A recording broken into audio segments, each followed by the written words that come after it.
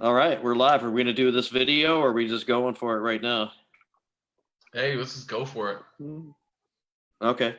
Well, yesterday we had a nice little video that we Just started us are with, here? but- That was our 420 special video.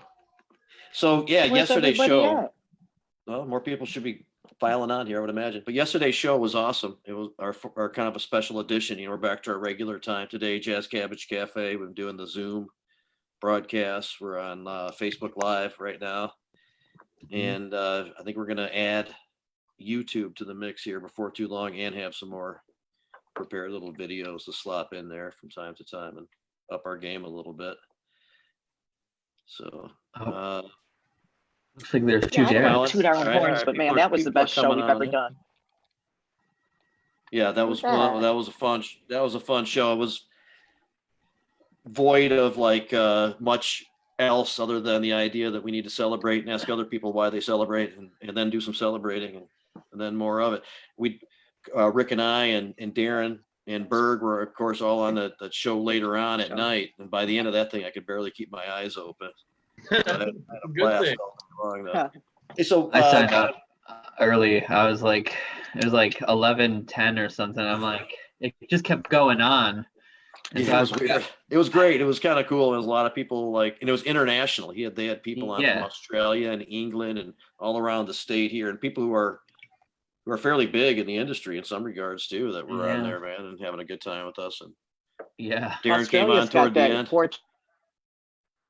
420 the day before, because I've got a friend in New Zealand, so they're like on a whole different time zone than us. They already had their 420. Yeah, that's what they were The saying. day before. Yeah, it was The 420. people in England were It's seasons 2 in too. the When it's morning winter or here, there's something. summer. You know, it's pretty crazy.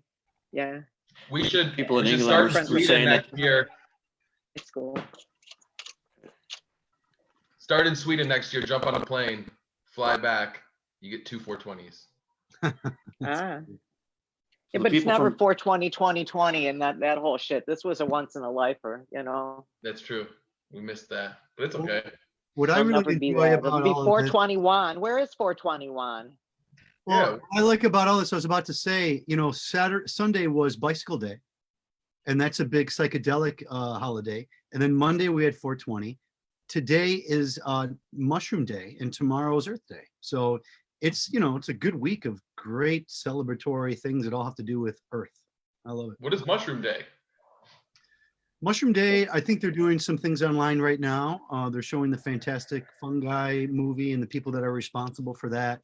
Paul Stamus and a couple other people are basically offering, you know, these forums like we're doing here, but dedicated to mushrooms and of all kinds. This week. I I saw thought all I knew about on the 22nd was Earth Day. And Bicycle Day was a couple days ago. And that celebrated LSD. So, pretty cool. And the actual Sasquatch's birthday is tomorrow. Hey, so Yeah. let me intervene here for a second. I've been trying to fucking talk ever since the beginning of the show, and I keep on getting talked over. I don't know if I can't be heard or people just find it okay to like talk over the top of me, but that doesn't work to keep the show facilitating. So now There's I'm something not wrong with the motivated to sequencing. say what I was going to say anymore. But I just want to make it clear that I was being well, talked take your over. marbles. Go ahead. Driving everybody Except you else are with at home. the incredible amount of interest that I had to offer because of your antics. So Yeah, I'm gonna mute myself now. I think I'm this sorry. doesn't it seem like there's something wrong with the sound sequencing today? Like there's a kind of a delay. It didn't seem to be like that the other. there's something a little That off, might be- right? There's I wonder how many Yeah, people are using yeah. this thing, man. As we've seen, this is now, and we've talked about several times, this is now such a common form. I was just on it with another meeting before coming onto this thing. And we'll be on it again tomorrow to do job interviews with like 3 different people for the places we're trying to staff in Kalkaska and Lansing. This is now one of the changes, I think, using this format for things, for many different things more often. Can't wait to like have a real, you know, kind of resemblance of normalcy and show up at a meeting or a gathering, you know, again in the future too. But definitely this is I think things are going to be way I think so too. different. I think all kinds of things are going to be so different, don't you? For a while and forever. At least for a while, if You not know, forever. things that changed after like- 9/11, and we changed. Yeah. One of those Scary moments. shit. Men will be bumping mics instead of shaking hands or embracing. I thought you and Rick already do that. Well, a little. That's how we know it works so well. Yeah. Exactly. Yeah. Now, some people thought about touching They feet or something like that, paved but the we thought way that might be for a little you, gay Dick. for Don't some worry. people. So What did you do? What did you do about it? You touched what? some people thought that touching feet might be a good alternative. Yeah, but what did you But say? we thought that might be a little gay for some people. Gay is a good thing. It He happy. was gonna bump. So Yeah, it's a good thing, bumping right. mics is neutral enough that everybody's okay with it, no It's matter neutral. kind of where they're coming from. We thought. True. Okay. I didn't I say like- there was anything wrong with it. I was just pointing out that you seem to have practiced that already. So, you know, our That's why resident we're confident expert. that it works. I think we should Thanks, bump bro. hips. Just bump hips. You go up to somebody. heads? and it's, Oh, you know, yeah. your hip. Yeah, you throw your hip into somebody, they throw their There hip used to into be a you. dance back in the day, the bump. Yeah. That's what I'm saying. We all ever like choreographed hello dances, like how there used to be like those like different handshakes. We all like have our own like shimmies or like different. That's a good idea. when That's a great idea. you greet people. Jazz hands. Let's see yours right now, Colin. Get up Yeah, we here. all have jazz hands. Jazz hands. No, they can't all be jazz hands, or we'll confuse each other. Everybody's Right. got to have different ones. Hey, so today we may hopefully get John Schlicker on, although he was a little intimidated technologically, but I explained to him that things are pretty straightforward and it's fairly easy. However, I can't say that I haven't had my struggles with it before and frustrations Well, before he realizing. butt called FaceTimed me a few days ago, and that worked fine. And this is very similar to that. And all of a sudden my phone goes on and there's like John and he's talking to somebody else. I'm like, what's going on? And I don't know he didn't know how he did it, but he managed to pull it off. Well, he remains an X factor. This is I very think he'll be similar, able to don't you figure it agree? out, but let's see what happens. But He goes, no, you but called me. I'm Kamorn- like, dude, no, you Kamorn's supposed to come on. Go ahead. Hopefully to start us off here around 4:30, and then Evan will then at come on. a little while later. 5:55. Yeah, we'll see what actually happens. But 5:55. I said he could go later, but he's good with 4:30, so we'll let him come on in there whenever he's comfortable with it. And because he only came on for a few seconds, obviously on the 420 show, and they're things at PGT continue to evolve, and they're working on upping the game. They're definitely incorporating this format as well, and all that kind of stuff too. So we hear about that, and then Yeah, Thursday. well, they've got a model to follow now, right? Yeah. They have an example to rise above now. I kind of like keeping I understand that we're being a little bit more organized in some ways, and I'm sure people who are here checking us out, definitely have noticed that at all. But there's some level of that, but also kind of keeping it raw is good. There might be a little lull in between, but there's some good stuff that comes out of like talking about what's current with us and letting some stuff roll a little bit, and having the guests on with certain, themes that we're going to cover when they're on and stuff like that. I'd like to hear what I'm concerned about any gatherings this year at all. I mean, I understand some stuff will get phased back in and businesses will get functioning, but I think that'll include social distancing and, different operations and that gatherings of hundreds of people and stuff are not in the I think concerts are process out of the question. Concerts, sporting events for the rest of the year, I believe, at least maybe for another couple of years, Jamie, if they don't have this tracking thing they have going on and the vaccine and all this other, they're talking 18 months to 24 months. Yeah. And So I don't think that Cannapalooza is even probably not people going are on gonna this feel summer. comfortable. How comfortable you can Right. be. I'm sure No, I it's know. not going to. I read already the Traverse City had canceled the Cherry Festival in late July already. So And Electric you know. Forest is officially canceled. I saw. Well, even Electric like the Forest, idea yeah. of doing something in the High Knob is fall canceling stuff. for Hash Bash or Monroe Street Fair in the fall is probably not looking that good either. So our digital don't Hash think Bash so. will remain an important. mean, great important event on its own, but the fact that there wasn't another one this year to go with it physically, you know, made we covered the 49th, at least Yeah. in the best way that we possibly could. Well, the events that are selling Well, tickets even if they are have gonna one be in the the ones that get fall, it canceled. wasn't at Hash Bash. Yeah. I don't know. I know Pine Well- Knob has been canceling its shows. I've been getting notices because I've got concerts in just about every month. They're up to the beginning of July now. Everything up till then has been Be- canceled. So The responsible way is to phase in and to take precautions, and still people be wearing of course. masks and stuff like that. And Yeah. you know, I'm not sure if men will be bumping mics instead for sure or not. We're going to try to start that trend. well, but, what if you there cover won't that be mic up? What handshaking. if you wrap that you know? mic? If you wrap that mic real tight, Jamie, you could bump it wherever you wanted. You know, Well, It's people will just have like designer like sheaths. protective I think gear. they'll yeah, like a Exactly. sheathing. Design. And just like the face masks have got different a designs. In sheath. fact, Christine ordered We some should- from that are designed by a local artist around here. We've got a couple different prints, and she's got some tiki prints, and now so people will be showing off, be like part of fashion. Yeah. So will the sheathing for the Yeah, I got a for the tie mic dye bumping. one. Yeah, there's this But there's yeah, this the place in sheathing is something Livonia. that I haven't seen yet. There's this spot in Livonia They're they're called making Frame sheaths? Bear. They got all custom ones. They had some cannabis ones they're trying to show me. They have like filters in them, and you can get what they haven't run out of them. So I was trying to tell everybody about this. They're right out of Livonia. It's called Frame a Bear. It's pretty dope. They Are they shipping? yeah, you can put your they face on it, Deb. Yeah, they'll ship it Yeah. to you. Put the I've bottom seen half. where people got their dog's face like there, you know, that looks pretty Ooh. hilarious or something. Yeah. I got a Rolling Stones one, and I got a tie-dye one, and I got like a camo one. But I haven't been out of the house really, except for like making deliveries in my car, and I don't even get out of the car. I just, you know, leave it in the trunk. So I haven't had to use it yet. But I believe that once they start to let us out in increments, like Jamie's talking about, that we will all be wearing masks in public for a long time now. So he said, you know what I I was think we originally getting will. to is you know, if we get John on, whether it's this week or a subsequent week, hopefully soon. I mean, something like Cannapalooza at one time that looked like, okay, if we wait this out, it'll be ready to go, you know, by like August and we can resume. That's not how it's Right. shaped up. That's not how this is probably gonna Looks like Evan's here early. end up. There he is. Yeah, we thought What's August up, was a guys? sure deal.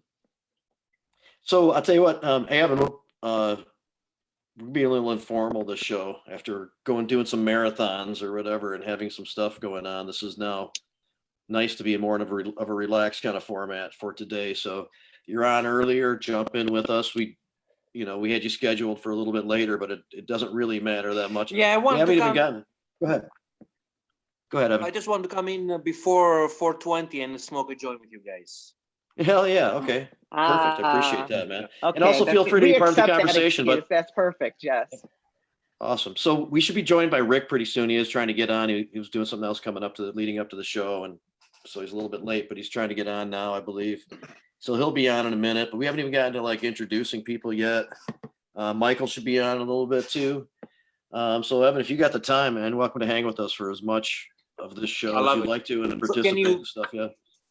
Can you hear me as well? Yes. Yeah, man, you look Awesome. good and you sound Done good. and done. Perfect. Awesome. Good to see you. So, That looks like Reyes is here Give too. me a second, okay. 421. Hooray. All right. So let me get to, 421. let me get to spinning this around here real quick so we can hear from everybody. And you 420. sound much better today too, Ray.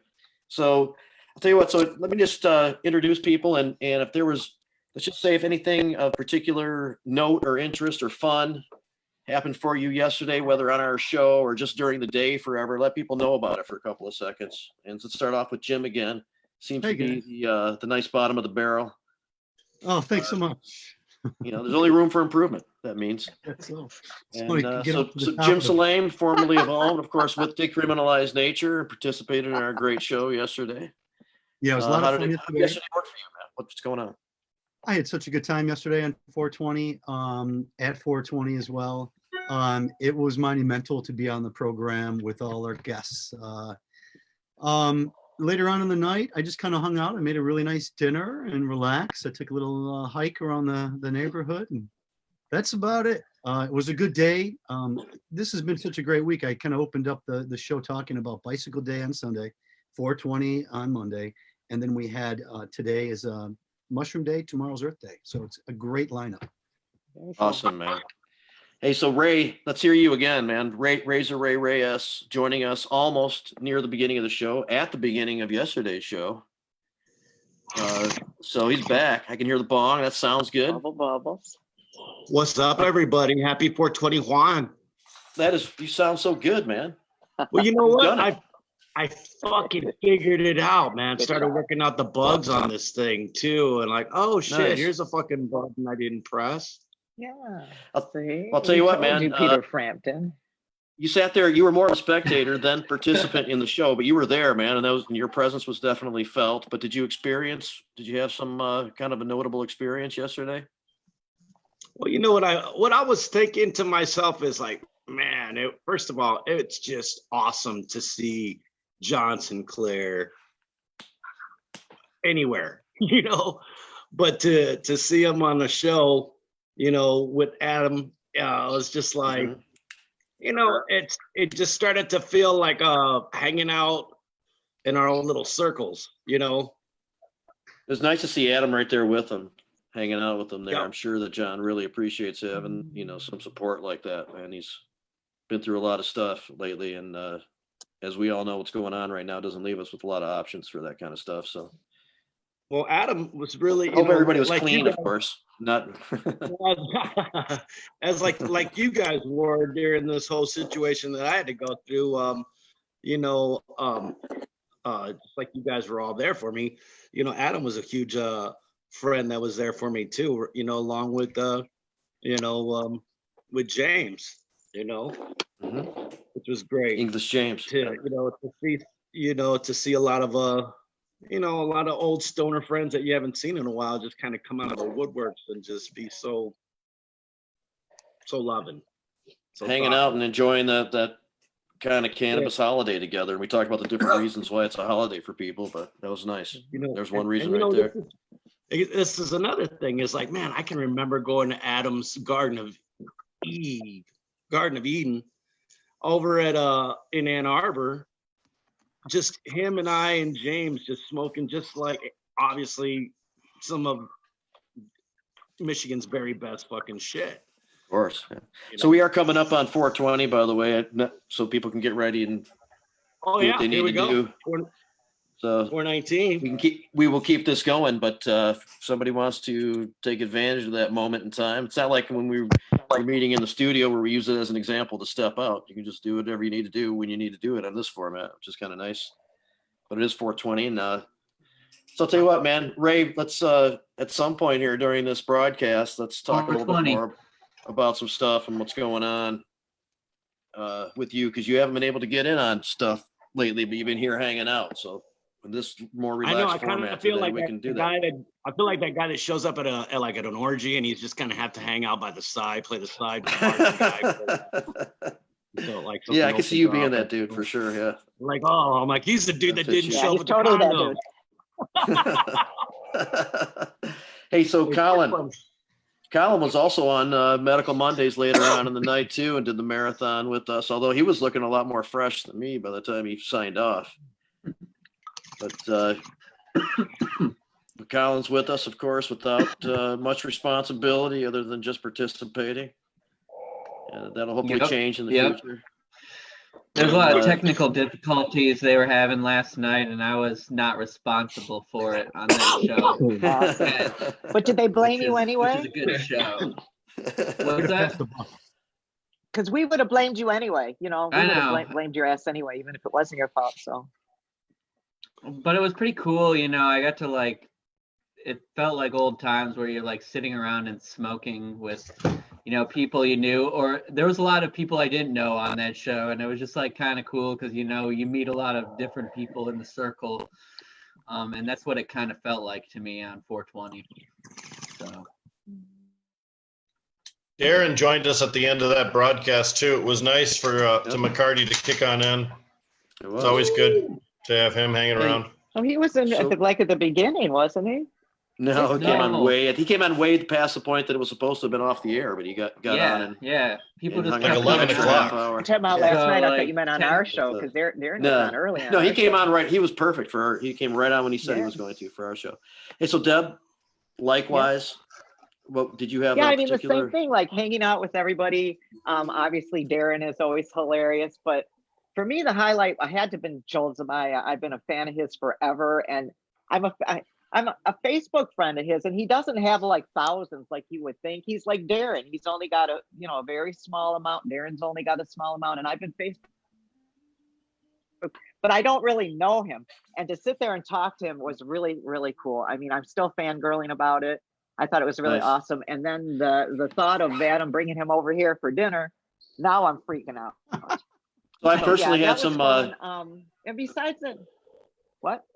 He's going to be in Michigan some more. I know because I had some technical difficulties during that time a little bit, but he's going to be involved working with Daryl more. There might be a line of, I don't know if it was talked about or not because I couldn't hear for a stretch of time, but there's going to be he'll be involved in some branding and stuff like that. Yeah.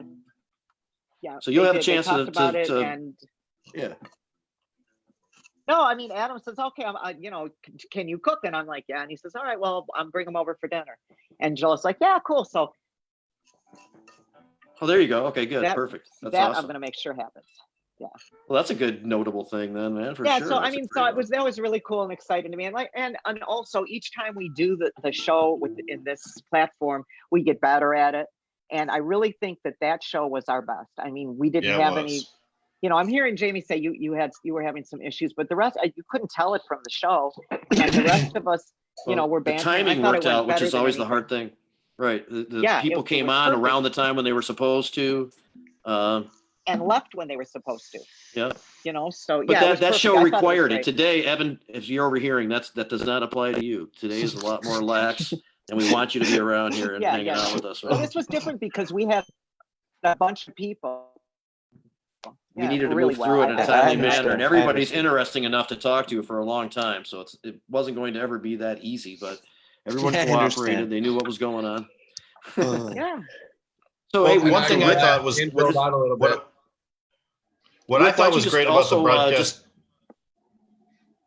I'm sorry, man. Just take it from here. Yeah, not just the broadcast too we were talking about, but anything of note that may have been cool for you yesterday too, or whatever. But please, also about the broadcast. Well, a lot of times when we watch broadcasts, people are looking for the interviews. They're looking for the Dr. Evans. They're looking for that one piece with John Sinclair. But some of the most hilarious moments yesterday were just amongst us cast members, just amongst the people who were, Jim with that gigantic joint and he's holding it out like that, and of course all the costuming and everything we did. Shelly was funny. When you can provide a cast of characters that melds together as nicely as we meld together, and it provides enough humor that folks don't feel like that between interviews is downtime, that's a rare combination. And a lot of places can't pull it off with more than 2 or 3 people because the group dynamic just doesn't always lend itself to folks being courteous enough to let someone else have a moment to themselves. We do a pretty good job here. We did. The one bummer, Reyes' microphone, the whole broadcast, Reyes' mic was down. So we couldn't get Ray participating, but I hear earlier on this broadcast that you got that all fixed. So we seem to be Sounds good today. Yeah, for sure. You know what? There's going to be a lot more dick jokes now. All right. Well, the way you're putting your chin into that bong, it looks like you're already ready to. There. Oh, wait a minute, Ray. Beard job. It's a beard job. Hashtag no homo. You can hashtag every show, man. It still looks homo. You guys got too many homo jokes for this show, dude. You're gonna make me quit soon. That's what it was, right? He was just like, I don't know, check, man. bro. I can't tell if it's real or not, but I'm out of here. Look at the hair in that. All right. Oh, yeah. Nope. Lots of great stuff. No. Weren't you talking about some kind of Pringle can situation? Oh, my girl. The poor man's fleshlight.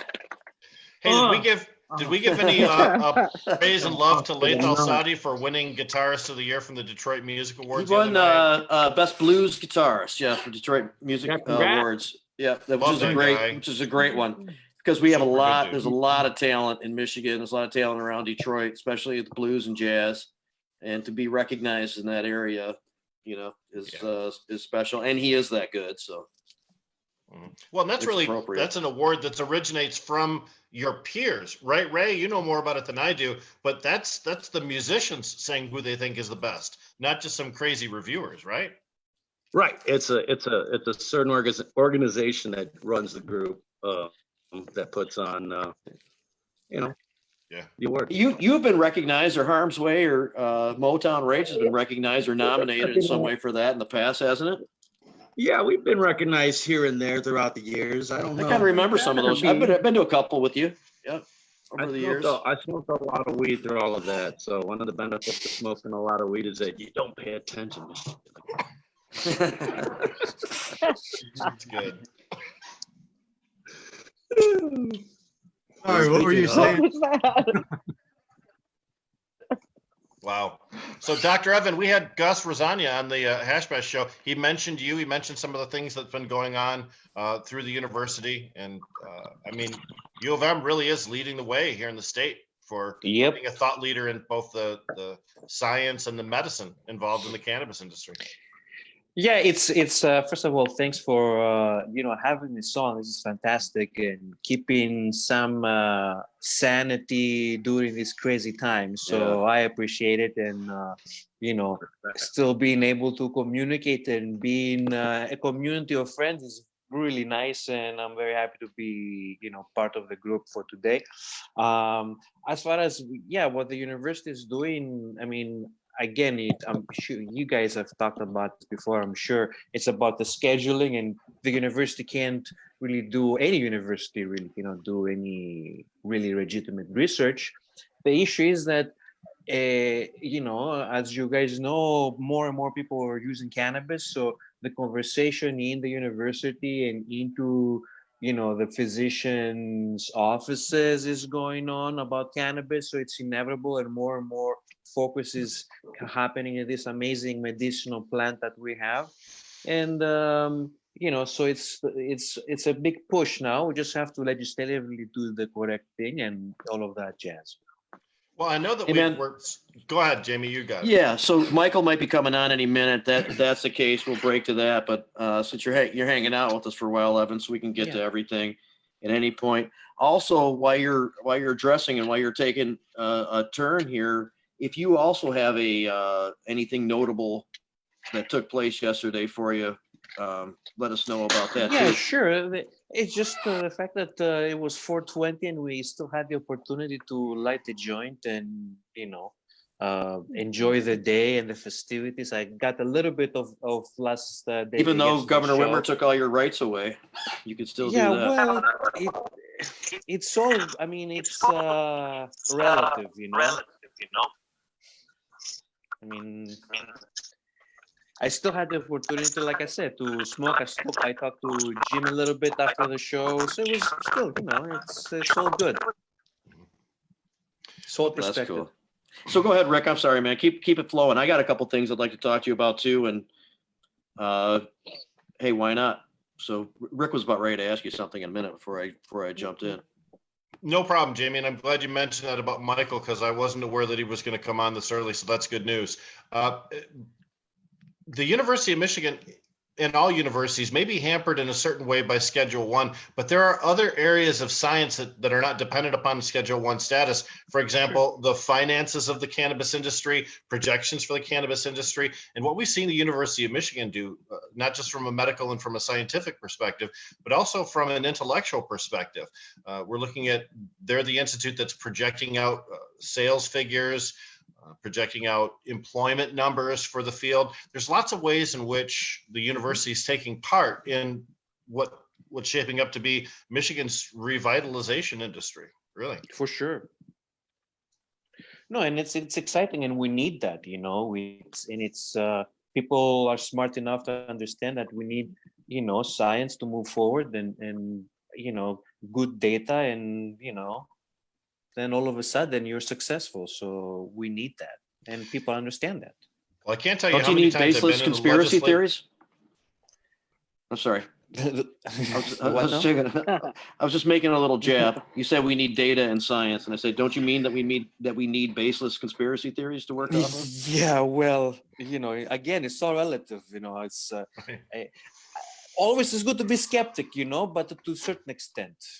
So Well, there is a process that helps us know what's true or Yeah. not. And if Yeah. we looked at things like that and all agreed that Yeah. that there's something there, there's All something I- not there, we can. Yeah, all I know is that, I mean, like I'm touting the horn in an old choir, that cannabis is truly, at the end of the day, an amazing medicinal plant, and people have to understand how to use it and what it is, and we need to do science on it. It's common sense, and we really need to do that. We're way past the time that we've lost so much time. I mean, you look countries like Israel or in other like Europe, it's like we have the know-how. We just have to allow the people, anybody in the industry, in any, from science to business to whatever you want to imagine, we have to allow people to do business like a regular business, being able to have protections like any other business or any other industry or any other customer or any other patient, or the whole breadth. We just have to allow people to do what we do best, and everybody's going to be happy. I don't understand it. Well, certainly, I think even though there hasn't been extensive research here, and we can draw from some other countries that have been able to go forward with a lot more than we've allowed here, with more diversity of material to work with, and maybe we get up to that point.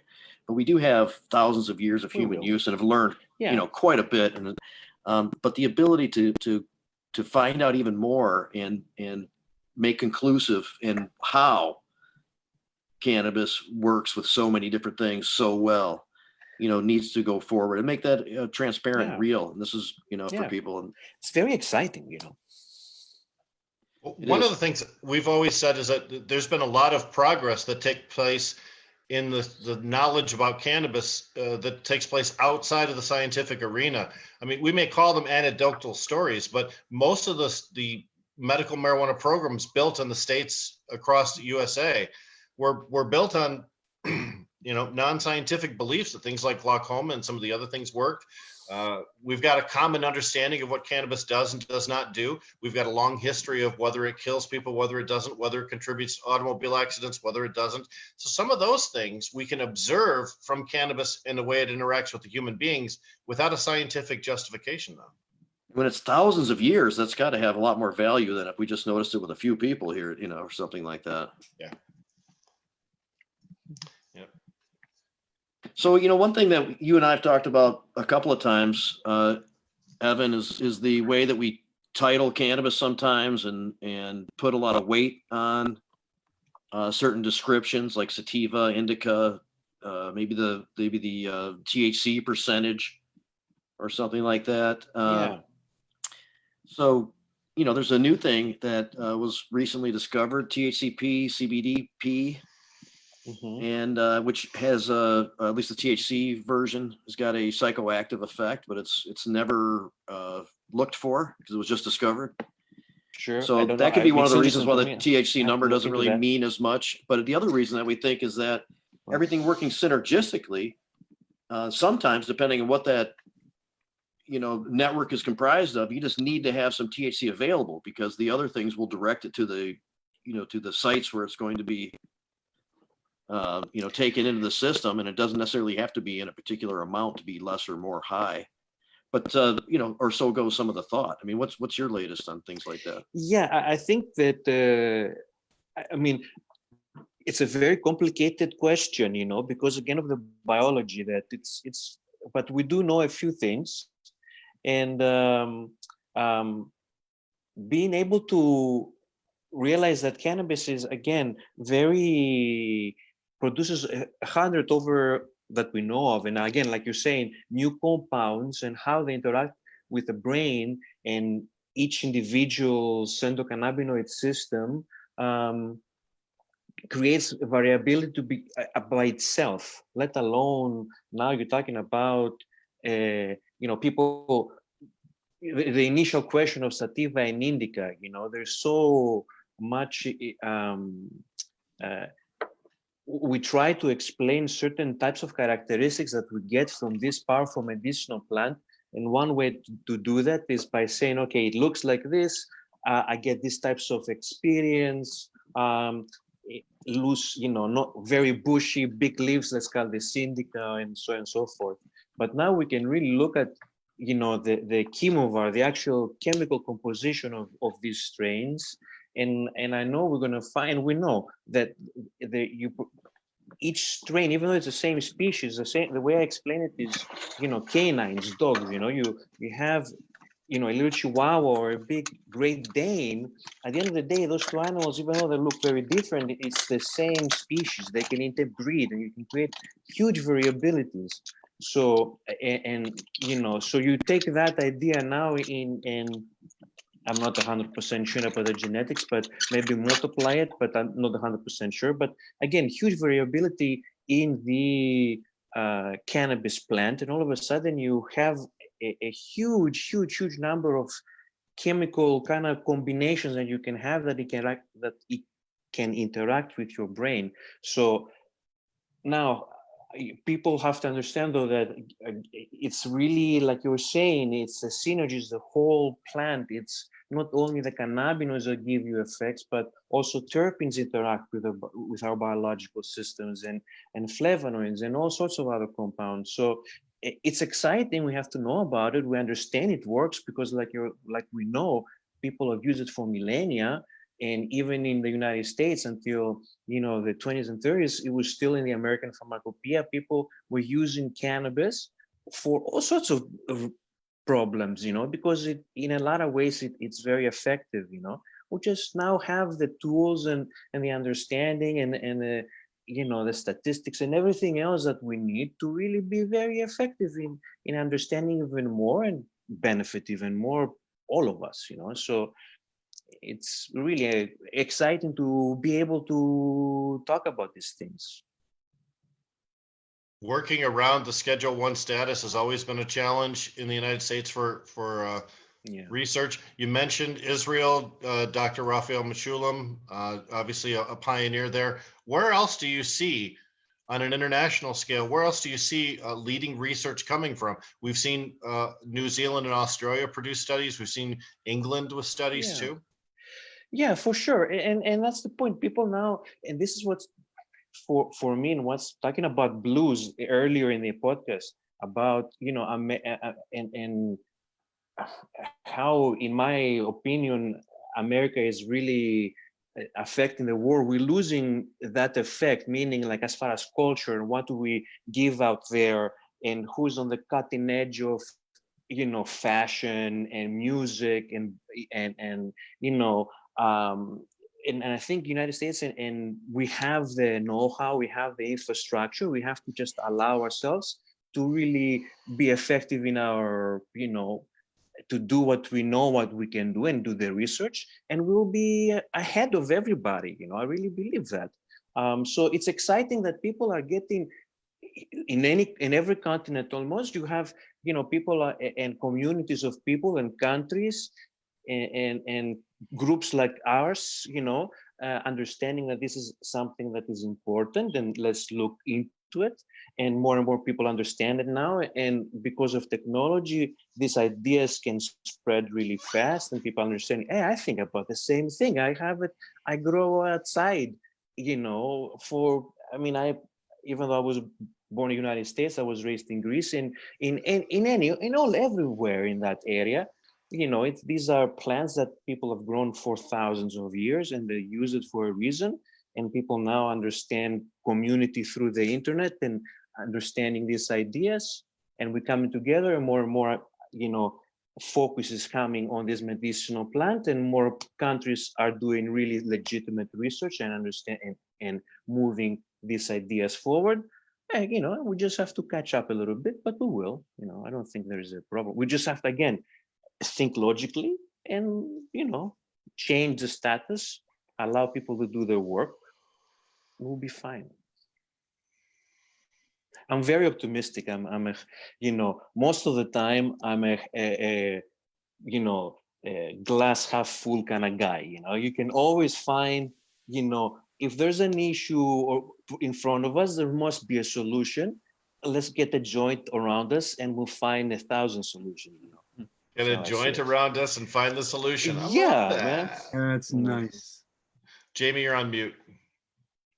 All I said was confirming that was a good idea, but thank you. Well, I'm glad that you did, though. So important. Speaking of solutions, I got to do it. Yeah, I'm lighting one. Nice.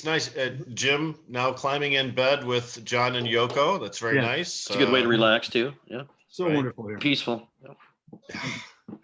No, it's been wonderful speaking with you, Dr. Evan. I got to tell you, the university's been a wonderful host to Hash Bash all these years.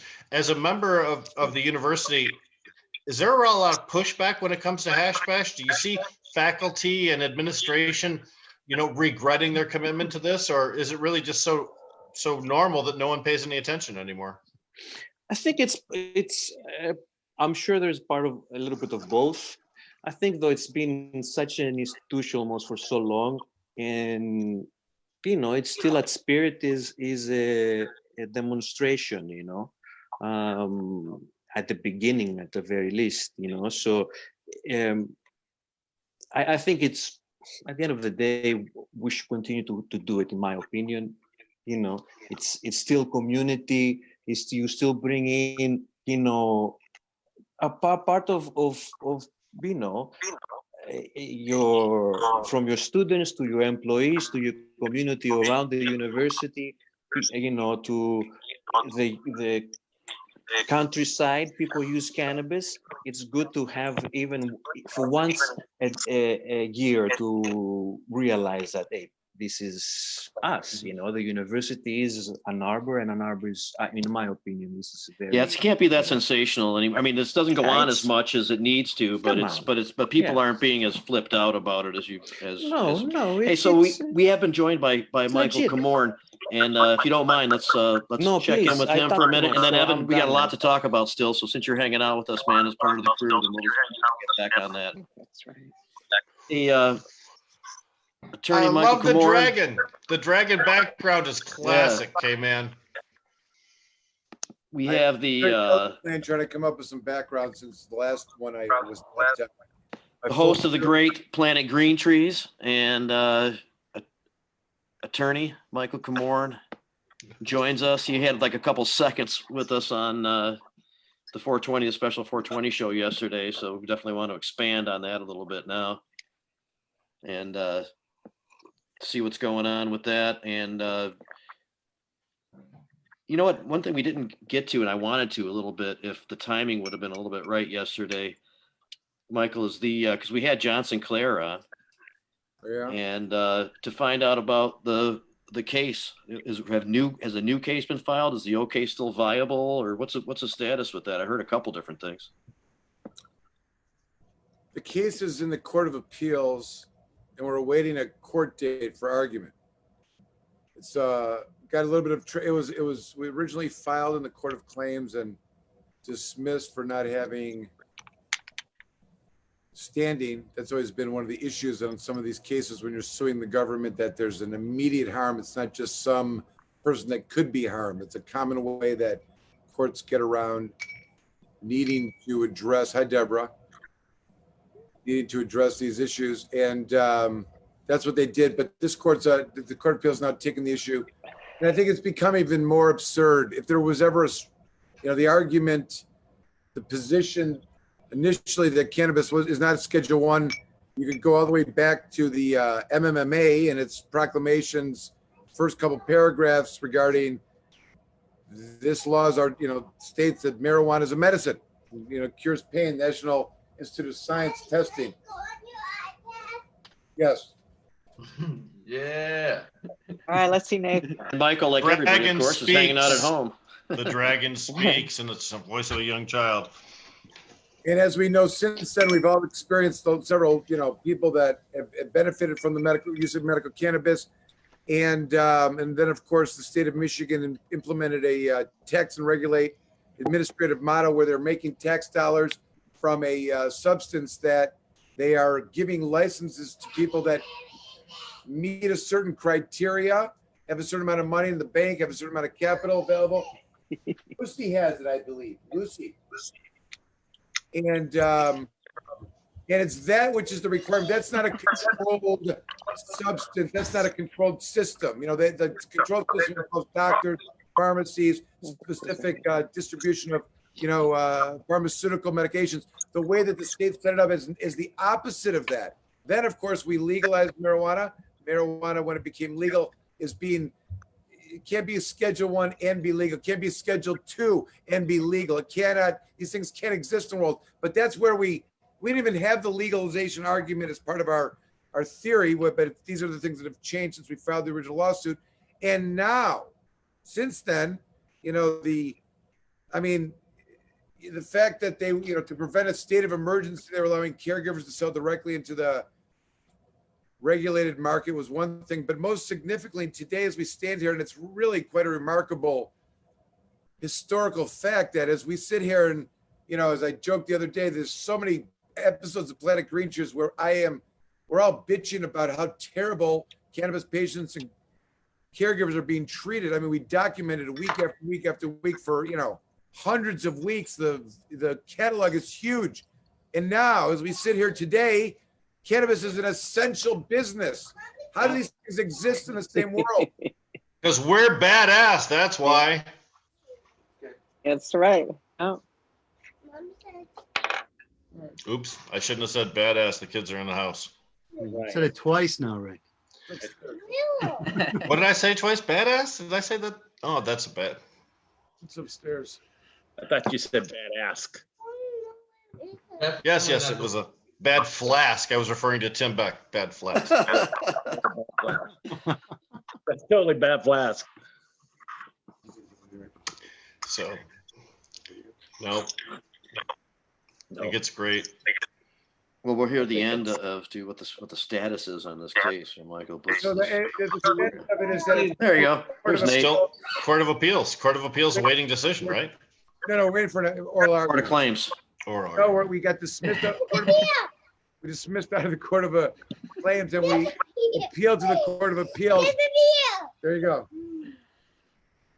And Nathan will be playing at the Blind Pig on next Thursday. Tickets are on sale. Just kidding. Just got his comedy bit he's doing right now. Just lost a tooth. Yeah. Got it. we love him too. We love him too. Hey, Nate, can you hear us? Nate? How much did the tooth fairy give you for that tooth? That was a while ago. You got it pulled out because it was 100 million. No. he knows the difference. Oh, that's great. That's great. Just one, and at the end they pulled my bag and my mom because I didn't like it. How many teeth did Me. how many teeth did your sister Lucy lose? How many did she lose? 3. Wow. That's the guy. How common is that 3 teeth lost in one day? It was crazy. They're dropping out of the sky. She wants to build up her portfolio a little This is faster. That's beyond the amount of social media he should be exposed to. I'm gonna have to. You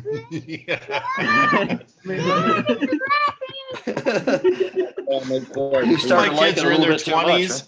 So when I see that, it just makes me long for my grandchild and all that stuff. I love to see kids having fun with parents. That's beautiful. That's Very great. nice. So I guess the lawsuit that we talked about is for those people who may not be familiar, several people, including the Michigan Medical Marijuana Association, Michigan Normal, Josie Scoggin, some other folks sued the state of Michigan to have cannabis removed from the schedule. Certainly not a Schedule 1. It's legal in the state, so it doesn't deserve to be there. And the lead plaintiff was John Sinclair. So we're hopeful that will prevail, but if necessary, we may have to refile a different suit then, it seems. What's interesting to me is that Michael just mentioned this, and I'm going to ask him to clarify. He said, I believe he said that this was filed without regard to the MRTMA, but that only helps to, support this case ultimately, but that it was being done before those things were a factor. And that would help explain some of the response from the state. It was very concerning, especially as I was under the impression the MRTMA was involved in. Well, I mean, being joined with Shelly Smith. We'll get to you in 1 second, Shelly. Go ahead, Rick. Sorry. clearly you could invalidate Schedule 1 status in Michigan simply by the Michigan Medical Marijuana Act, which is, from 2008. As Michael said, in the first couple of paragraphs, it clearly states marijuana is medicine in the state of Michigan. That doesn't make it Schedule 1, 2, 3, 4. It makes it Schedule none. That's true. I do want to ask about this too. There's a weird Schedule 2 thing that says it's Schedule 1, but it's Schedule 2 if used medically. So it says it has no medical value, and then it says, but if you do use it medical value, then it drops down to Schedule 2. Well, and this has been a problem It's nonsensical. Since 2008, and Jamie and I have been trying to push, and other people too, trying to push the legislature to fix this for a long time. There's been no interest whatsoever in fixing this schedule of controlled substances. But the confusion and what I'm a little bit relieved about is that in the response from the state, it says, you didn't really legalize cannabis here. You just made this exclusion under certain circumstances and blah, blah, blah. And I thought they were trying to make that argument for MRTMA too, because there are some people who try to say that, like Ken Stecker. It's really just, like if you get busted with something, it's not, you just can't do it. It's a civil infraction. That's really kind of, he warps a different meaning out of it as a prosecutor. Well, as long as there are still restrictions on possession and transfer, then he has an argument. Well, there's still in the criminal code because of its connection to the scheduling. Right. And that still sits there, right? The one thing I would say about the scheduling is when you go, Schedule 1, again, my understanding, Schedule 1, highly legal, no medical purpose. Nobody is supposed to making it because you're not supposed to have it anyways. Schedule 2 means that it's a highly controlled substance, deadly in a lot of cases, and you really need to be a pharmaceutical company, like a legitimate license from the government to be able to produce these types of compounds, which are Schedule 2 compounds, So I'm not surprised that they're going, okay, if it's not illegal, then maybe a pharmaceutical company can take control of it. And we have to be very careful about that. I think I'm not saying it's happening right now, but I'm saying it's definitely something as a community to think about. The scheduling is very important to me. At the end of the day, it should be, again, descheduled, not completely off the schedule. It's a very, very safe substance. People should be able to, we grow it in our backyards, I mean, I agree. Come on. Well, of course, and Michael says too, like when he talks about this case and, when he comes back, maybe he'll bring it up again. At one point, particularly to keep some kind of inventory alive in this emerging, commercial industry, the ability for caregivers to continue to feed the new commercial system was allowed, and it involves people growing cannabis at their place or at some location where they've set it up, producing it, sticking it in their car and driving it someplace else to get it in the system. After a while, it was to go to a cultivator or a processor, then to be tested, then get in the system. In the beginning, it was direct sales to the stores. And that's not the way that we would handle a controlled substances, whether Schedule 1 or Schedule 2. Well, the concept of exactly concept of descheduling still allow. I'm sorry, Jim. Go ahead. I've been talking a lot. You go ahead.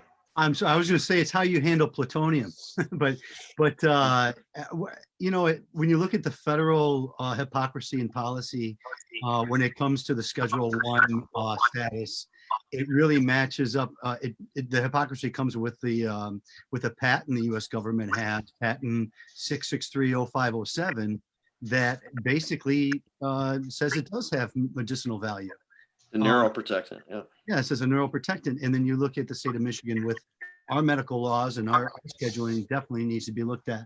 And it would be a great way for the state of Michigan to lead the federal government in the direction of improving their hypocrisy policies. Incidentally, a lot of us, and Ray and one of his neurologists, I think, believe that cannabis could have been partially responsible for saving his life when he had the aneurysm. Yeah. Wow. Just removing cannabis from the schedule of controlled substances doesn't mean that we can't regulate it. Alcohol and tobacco are highly regulated substances, and they're not on the schedule either. So any of the resistance to having it removed from the schedule seems just to be leftover drug war hysteria. I mean, Ray, you were shuttled from medical facility to medical facility to medical facility, and everybody thought you were not going to make it. And there had to be some kind of an intermediary factor in your benefit in order for you to be able to survive the way you did. And everybody says that's that CBD coating on your brain, right, bro? That's right. In fact, it was Jamie's one of the first people who had brought it up to my attention. And then when I asked my my surgeon about it, he was like, absolutely. And, you know, and it's funny because he's, you know, Asian guy. So the way he explained it was funny. I'll call it embracism. But just the way he said it, it was like, yeah, I mean, if you consume, then you're going to have a buildup of film, you know, a CBD THC coating on over your brain. And ultimately, that was one of the things that helped keep me alive, because kind of acts as like a saran wrap. Wait, I don't know this story. Ray, you had an aneurysm? Yeah. Hey, Shelly. So when we get back to you and bring you on, Shelly, more formally, want to hear about any notable experiences from 420 yesterday. But yes, Ray had an aneurysm. I think it was 5 years ago. Is that correct, Ray? 2013. Wow. Okay, 7 years ago. And Ray was in a rural area where there wasn't adequate medical facilities, and he had to be shuttled from place to place. Oh, there was, but the second place he went to that supposedly had the adequate facilities, that machinery broke down, and then he had to go to a third Shuttled place. from place to place, right? Right, but he was in like Detroit area. Yep, I went to. I was at first. I started out. You know, it happened while I was in Madison Heights, so ended up going to, you know, over to Troy. And then when they were just like, they don't have the right equipment, they sent me to Providence and Southfield. And then when they were getting ready to start the procedure of drilling holes into my skull, is when the machinery started to malfunction, and they had to move me to a third facility. Except at that point, I'm like plugged in. We were all excited for your stuff working, and now it seems to be kind of spotty. Now you should acting weird. But Shelly, if you're listening, the point is the odds were against him to start with, and then as things got going, there were more obstacles that took place, and it was thought by some people at some points of this whole thing that was going to be it for him. Yeah. And he made it through, and he also had a very deep spiritual experience too during that time that he talks about. That's interesting too. We'll probably revisit at some point. Hey, so Shelly, what we got too. It is, yeah, it is. So Shelly, we have a second here. Did anything of note yesterday for you during the cannabis holiday? And Shelly from Michigan Cannabis Industries Association. Oh, just I thought it was fun that I got to run down to Oz in the middle of the show and get my big goodie bag. That was kind of cool. Did I show you rolling Ray? Yeah, exactly. Well, yeah. What are they giving out there? What people get? Well, it was kind of like buy one get one pre-roll, and then there was stickers and a lighter and an ooze bag and a rolling tray and some other thing that broke that I don't know what it was actually, but either did he.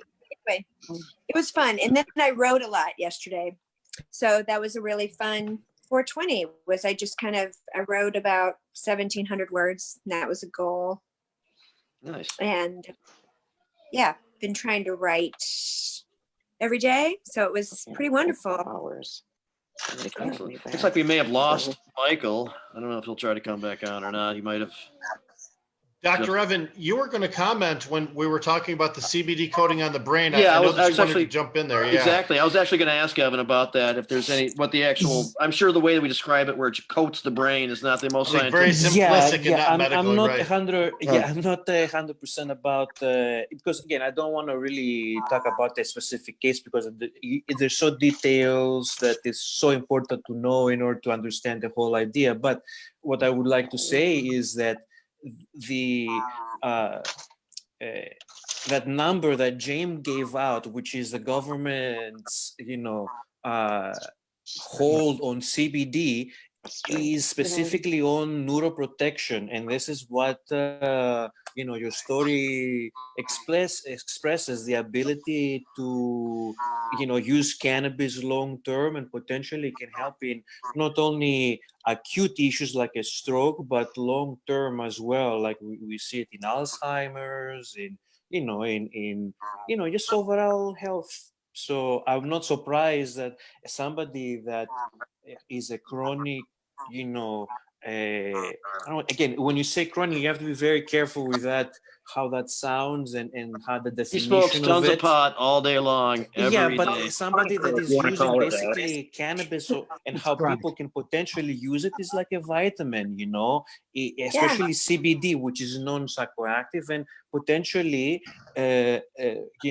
you can protect yourself from acute issues or chronic conditions as well. We still have to do more science. Obviously, that's it should be said always, but at the end of the day, talking about anecdotal evidence, you don't have to look, and that's the one thing that people are starting to realize with this sharing their stories, is you don't have to look very far to find the story about somebody is using cannabis in a way that is changing their lives to the better for most of the time, because of whatever is going on, and this is again another story that we can put down at, cannabis helps. So what in you were saying is strokes, that it's all in the acute smoke brain injury.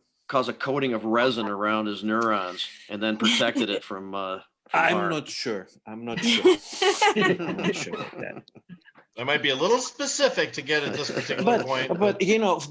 So for me, my understanding is that it's a neurotransmitter. It's shouldn't say that. It's acting on receptors on neurons that all of a sudden become more efficient in exchanging information between them, and all of a sudden the system itself becomes more robust, and it can handle a bigger insult, than if it wasn't as, intensely prepared, just because of the fact that you take in an inherent, we produce these types of compounds, very similar compounds, for a reason. Sometimes we don't understand them, why those reasons very well, but we find stories with our friends that they're taking cannabis and they find control or protection or whatever, because it's again how the system, in my understanding, how the system becomes more robust, and the information is, the communication within the system is better, so all of a sudden you can handle a potentially bigger insult that you might have not otherwise. Well, what we're really talking about is you're increasing the receptivity of your neurons. So, for example, that's why things are so much better when you're on cannabis. When you eat food, a smaller amount of a spice delivers the same amount of input to your brain because receptivities increase. That when you're having sex, a smaller amount of passion delivers a much bigger response, simply because your receptivities increase, your sensitivity on your hands, things like that too. Also, why when you're hurt, when you get hurt physically while you're high, I think it hurts more too. We're more in tune with our bodies that way. It can be. You can have those experiences for sure. I do. Yeah. So Evan, we need you to be exact about these things so people can rely on what to expect. Definitely not. Definitely not. Definitely not. Absolutely. This is the one thing. I mean, I'm more, it's I think also the Barracuda chocolate is kicking in, and so I can feel it. So I don't want to give it's all joking, obviously, but I definitely feel the chocolate though coming out. As we tell other people, you don't have to be running on all cylinders to be on this show. Not. Yep. Well, I appreciate that. Lots of different aspects of cannabis that we don't know about. Science is going on all around us all the time. Even at a time when COVID's got us kind of societally recessed a little bit, still mentally we're able to open up through video format like this. It's amazing we have this immediately. It's beautiful. Yeah. Beautiful. And I like the tile view so I can see everybody, you know? It's really great. Yes. I don't think I can do that on the phone. Yeah, Ray. Still missing Mr. Camoran. When he comes back, we'll hit him up for some more information. But in the meantime, wow, we've done a lot of broadcasts. Jamie and I were on 2 broadcasts yesterday. We've got this one today, plus PGT on Thursday. We're really utilizing this video format. And Facebook, of course, is an interesting platform to broadcast. I just heard Facebook has agreed to remove the pages of people who are trying to organize protests against stay-at-home orders, and that they're going to do that in all states. Very new. They've resisted. That seems like Facebook is going to remove them. It's because it's state law. It's a state law, so I think they're abiding by those laws. So the same justification they use to stop us from trying to sell cannabis online is the same justification they're using to stop this too. They don't allow hate. They don't allow illegal activity and the promotion of illegal activity. And if you deem this as illegal, yeah, people are going to lose their freaking mind over that. Yeah, it's kind of a logical stretch in my mind, but yeah, I mean, so I think they're it's just a demonstration of control. Well, those people are gonna, they were already crying, you're taking away my freedom. And so this is another level and they're gonna lose their mind. They're gonna completely be so mad. One of the things that I worry about is that sometimes we see extremists in these right-wing groups. These are the Timothy McVeighs and the people that go way beyond what normal conservative people would think of and feel and do. When we drive those people away from areas where we can actually watch what they're doing and then identify who the problems are before they become a problem, when they retreat to those secret 4chan networks and those secret chat rooms where nobody can monitor, the hate amps up until someone breaks and takes horrible, horrible action. I hate to see them driven underground because it makes them more difficult to stop problems before they happen. It's not just that though. It's also the fact of the matter that it's always hard for people to come to terms with. You just might be wrong about something. Okay. You have to let every side always tell their spot, whatever they're protesting, because you just might be fucking wrong. Yeah, I don't think that it's right though to allow a group to spread misinformation, especially in times of a pandemic, and you're seeing shit like that, and the crybabies. I mean, come on, this is a pandemic, dudes. You know, so I think that special just because they don't take it seriously doesn't make it any less real. And that's been really exactly. Yeah, and so it's very frustrating, and you have people that naturally flock to this kind of thing, and they put other people in danger. Mm-hmm. I think there's a lot of administration pressure from the federal government, you know, so from that's the Trump something you have to administration. consider. Also, Facebook, right? Facebook is not your right. Nowhere in the fucking Constitution does it say you have the right to say whatever the fuck you want on Facebook. Okay, Facebook media platform. It's not. You know what I'm saying?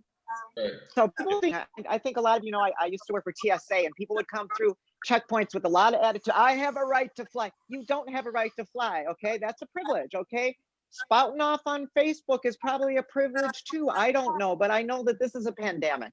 I don't know the legalities of it, and I don't want some crazy person spreading false rumors to say maybe some elderly person who isn't exposed to a lot of information might believe shit that's not true.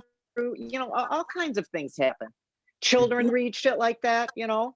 I really think that it has a lot to do with the balance that we have. Like having those people is just normalcy. I mean, it's the groups. It's the dichotomy that exists in instances like this when we have a big crisis. Those people are there for a reason to fight for those rights, even if maybe they're in the wrong doing it. And yeah, I think that's true mostly, you know, but not when lives are in danger. I agree with you. There's an extra element here. Yeah, it's a totally different situation here. There is. But otherwise, yeah, I defend Nazis can speak and say whatever the fuck they want. I know that fuck Nazis. People can say what, but this is different. Oh, I agree. Fuck Nazis, but they have the right to speak. But it's not this hasn't happened before, which makes right. it even more complicated. I mean, so if we haven't had a pandemic like this with somebody invoking the type of emergency powers where rights are temporarily suspended in order for the health and welfare of the rest of the To population. preserve lives. Yeah. And so if that was not going on, then I'd be on the, like, if Gretchen Whitmer just too. decided to arbitrarily prohibit the ability to move around like we want to, I would be right there with everybody else getting rid of her. But she's doing this under certain circumstances for a certain reason. Unless there's some reason not to believe this is real, I don't have any problem buying into it because we can see that people are dying. I think it's real. I think that there's a significant fear that's installed in some people, and I don't agree with them at all. There's a significant fear when you see hospitals around you closing, that the economy being saved in whatever way that you could possibly do it is really important too, just to the fact of the matter of we need hospitals to stay open. That's also government's, job too, and this is a tough time, and yeah. So that's not a convenient or easy scenario to deal with. But if it depends on what you want to prioritize, and human lives over money is what the governor decided to go with, and I support that. I think everybody agrees human lives are more important, but the fear, I think, comes from... No. Wait a second. Not everybody agrees with that. You'll hear some of those people trying to defend that by saying people be gladly to sacrifice a couple lives for the good of the economy. That's been said, and it was said recently. Yeah, and they use statistics, and they say, well, if we lose 2 to 3%, like people are just numbers, and that's offensive. I find that really offensive. Look, what I want to say, who do you want those people to be? There's going to be thousands of them. Who would you like? Who should they be? Since we're going to allow it to happen. When we talk about Facebook, I just want them to be consistent. Your neighbor or your kid. Our people get thrown into Facebook jail for 30 days for mentioning a cannabis sale that may have happened in the past. They are very hostile towards our community, and they ban our groups. They shut our pages down for just mentioning something without any actual threat or physicality. So why they would allow those people to really plot to violate orders and break laws, that's an inconsistent standard to me. So although I agree with the First Amendment, Facebook, oranges, Yeah. I don't know, man. When you start talking about the standard Facebook uses on who gets to have a page and who does not get to have a page, they got to have a policy that's defensible. I get that. But they have standards and policies and stuff like that. They should have the same freedom of speech laws as anybody else. Otherwise, they shouldn't be a platform in general. And we shouldn't support them. Yeah. Seems like there's a bunch of extremist conservative groups that are being funded, and a lot of these same people are going to the different states and the different demonstrations and stuff like that, and helping to fuel the frenzy there. It's the same kind of crap we saw with the organized effort against us, where the same idiots would show up at different meetings in different parts of the state pretending to be little locals or something, or I'm the local pharmacist or some shit. And they're all tied together to a group. This is all, you know what I'm talking about, Rick. Some of that. Jamie and I faced that. We were at a city council meeting, and people that have been imported from Washington State to come in and talk negatively about their Washington recreational program to try and discourage the local community. We face this in our discussions all across the state all the time. Yeah, these are not spontaneous eruptions of protests at all. These are very well organized. Look at these people. They're coming, strapped guns on us. They've got nothing to do with the issues at hand. This is just. There are a lot, like Adam said yesterday. There are a lot of groups that we've never even known existed that are coming out and showing their resistance. And they're scary looking. A lot of them want to find out who these people are. Let's learn about them. Let's keep them in the open as much as we can. You start doing the research because there's a lot of them. Oh, it won't be me. It'll be the MSP. So they're all in their Walmart camo gear and shit. Good God. I think it comes down to trust. Trust, and it's not a lot of fear. It's like trusting what the government's telling you. Well, I don't trust the government either, but I do trust doctors, and I do trust scientists, and I trust my own eyes. And I have friends who are working in healthcare, who are working in the hospitals, who are telling me what the fuck is going on. So that I believe. I mean, I'm not talking about you, Deb. I'm talking about the groups that are out there. Oh yeah, okay. They need to be more trusting in what they're hearing and where they've gotten their information, and maybe where do they get their information? From Facebook groups, right? Evan, go ahead. I think first of all that Facebook is a business, so they do whatever they want. We're lucky in some ways, if you think about it in one way, that we have a platform to communicate, but that's not the only platform that we can use. We just have to, again, become a community and like you were saying earlier about people that are looking like Nazis or people that are really in some ways intellectually inept, in my opinion, if you believe these types of things, to really continue to be, continue to look up, to have an eye on it, because it's still, now it's flourishing and it's really upsetting. At the end of the day, anybody, if you really think about, in my opinion, who has more expertise and more resources to really look into it, you would think would be our elected officials, our government, our state government at the very least. So, and they're doing the best they can, I think, in my opinion, to help people, so when they say certain things, it's due to scientific kind of ideas, and, they have the expertise to be able to, guide people for their good, and having having everything, I think, in my opinion, in under one umbrella, not only the healthcare of the community, but also how the business works within our state. They're in the best position as far as a person to make the most understandably a decision that is based on facts, so don't believe, in my opinion, what you see in all sorts of channels and Facebooks.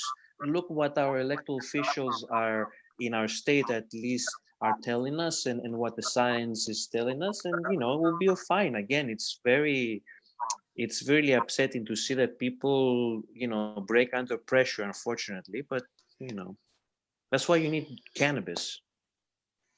Well, I think our current society really amplifies the voices that are on the far extreme ends of our political spectrum. The people on the far left and the people on the far right get a lot more attention by media because they're looking for more of a shocking or a hyper up story, as opposed to something that's just about the middle of the road people that are average in America. So I think that's overemphasized. But when we see a demonstration like we saw in Lansing, and by the way, demonstrations in states all over the country ever since, those people are growing in number. I'm worried about the extremism that's taking over our society. Please, Shelly, go ahead. Oh, I was just going to tell you, I don't know if you guys remember. It's scary. Tim Robbins is a Detroit comedian from Second City, Planet Ant. He was on Saturday Night Live for a couple of, Tim Robinson. He was on SNL for a couple of seasons, and he did a show called The Detroiters. Yes, I know. And he crashed the protest so that he was at the protest, and he was on the news in the car, and he was like, "This is when I start shopping for Halloween." Like he was just being a weirdo. He kind of made a mockery. He made a mockery of the protest, So anyway, I saw. Where can we see that? Does he have? He was just driving around. Yeah, I'd like to see that. Filming it with his phone, or were people filming it? I think he ended up being on the news. Was he out of the vehicle, or was he just inside? Oh, I'm not. Because if anybody was infected, that looked like a pretty infected bunch to me. At least some of them look pretty creepy to me. What do you think, Greg? If anybody had the plague, we're joking and everything, but the reality is you can be completely sick and not show any signs. So even those guys that were healthy young men that had fully armed AK-47s strapped on their shoulders that looked like facial hair. Yep, exactly. Those guys could have been carrying the disease and not even know it. Unwillingly, they could have been passing it along to people or bringing it back to their community. It's up in their beard and shit. Not going there. Reyes, the beard specialist, you shoved it in his bong, used it to clean it out a little bit, I think, maybe. Oh, See? yeah. Yes. That's a horrible image. That's right. Derek's just got a shadow beard. Derek's got the shadow beard going on there. And then first, Dr. Evans got the full Lebowski going on. He's got the whole 9 yards action. Jamie's all smooth and shit. How come, Jamie? Are you holding business meetings? Uh-oh, put your mic You're on. on mute, brother. I got it. Spruced up a Okay. little bit for our 420 show. And it was time to get clean. Very nice. Nice. It was Time time. to get It was time for clean. the After a Like what, $5 once a while, month? after a while, it tells you. Right? You don't have to worry Yeah. anymore. It becomes really obvious. Your Time to get Apple clean. phone says funk detected, shower imminent, right? So, Yep, there's an app for that. I sent the video to some of you. To But- some of you. cool. No, I'm sorry we didn't hook up again with Michael. Do we have other guests scheduled, Mr. Lowell? John Oh, Schlicker, right? We're hoping that John- John Schlicker might come on. In fact, I'm trying to facilitate the Cannapalooza video right now. How's Michael's, Baysore doing? Have any of you guys talked to Baysore in the last couple weeks? Michael I is have. still. Damn it, Michael is still logged in, but he hasn't come back to turn his video and stuff back on. So maybe we'll still hear from him.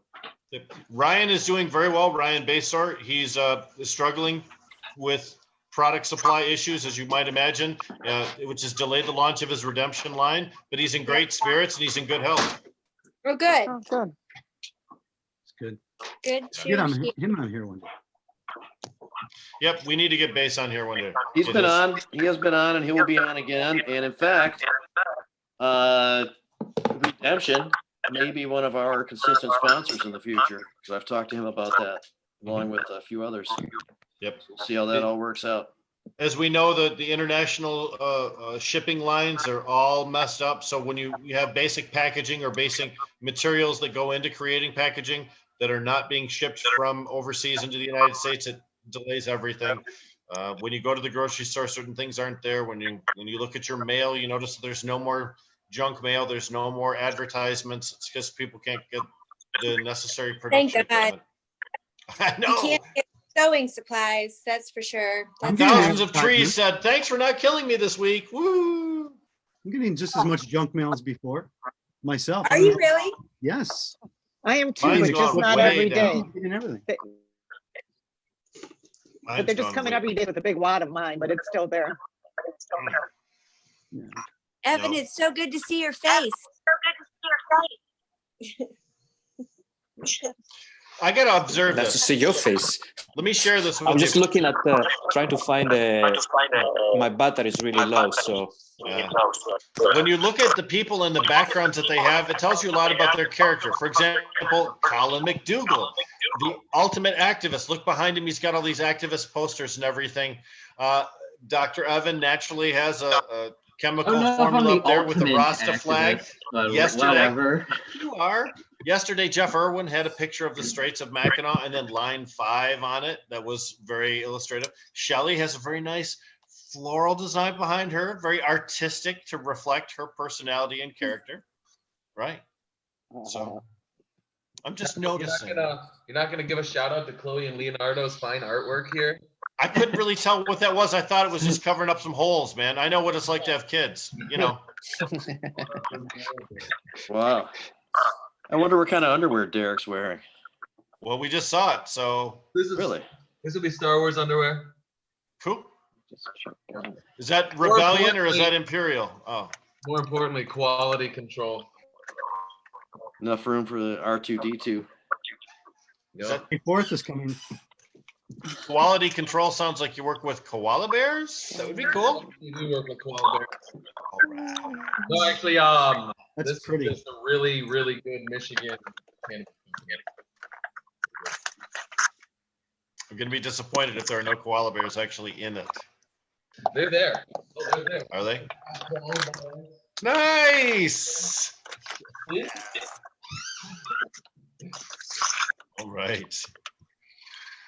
Oh my gracious. That's important. Thank you very much. That's a post-production segment for sure right there. Mark down this time. Look at you, Mr. Cynicism. Oh. Hey, how come nobody's dressing you today? You're much more fun when you have weird hats on. I just gotta say that about you, man. Christine's got to be up for it, and I'm not gonna just do it myself. That's for sure. And right now, it's just not appear to be up for it. I suppose. Colin, can I change your name to C Murder? I can change it if you want.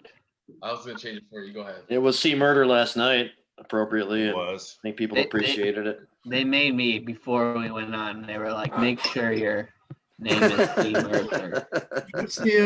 What's the origins of C Murder? What? Oh, Jim Uh-oh. doesn't know the story? No, Jim knows the story. again. Jim just doesn't understand why I'm called C Murder. Jim, you don't want to know, man. No. No, well, when that one Good time follow-up. when Bloom was robbed, I said to the robber, I was like, he like ran out into the open area in the lobby, and he tried to come back in, and I was like, you can't come back here. You don't have a medical card. And then like after that, like someone came around the door and was like, your buddy got what he wanted. And so he turned around and ran away. But like the whole time I was a little bit confused. And I didn't really realize it was going on. And so then the story got like twisted, and everybody else had a different ending, and I became C Murder out of that story. Gangster rap. The name just stuck, Makes I sense. guess.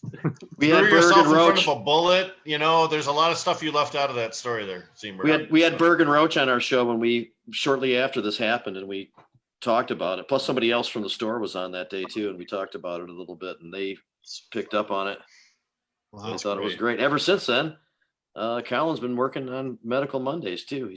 He hits the major cannabis show circuit pretty heavily. It's C Murder, not Colin. You're a That's legend. true. Legend. Even Now more it's important to be C C-Murder, Murder under so those don't- circumstances. Don't yeah. address me as Colin anymore. Change. Don't address me as I Colin am your anymore, he fucking said. C Murder. Wow. Let's add a doctor on there. Can we call you Dr. C Murder? I don't know. I don't know. Doctor- Doctor. C Murder Evan worked MD, really hard maybe. to get that doctor. PhD. I don't know. C Murder PhD. PhD in being robbed. Yeah. CEO of C Murder. That's what you are. You are the CEO of C Murder. C Murder. But yeah, I didn't realize when like the hash bash, the virtual hash bash, I had like an idea of what I was gonna say, like, but then they like introduced me, like they're like, oh, this is C Murder, and he got this name because of that story, and I was like, why are they telling like this story? I didn't like want to be like introduced like by that. It's kind of like a weird thing because like yeah, it's funny, but like it did like really scare some people, and like Yeah. So was scared. I'm sure And, people were terrified. like I don't know, I still have like friends like dealing with that incident, and I don't know why it just like didn't like click with me, and like I was just like in a way like nervous or like in denial it was happening. So Yeah, I'm sure, man. yeah. Sure.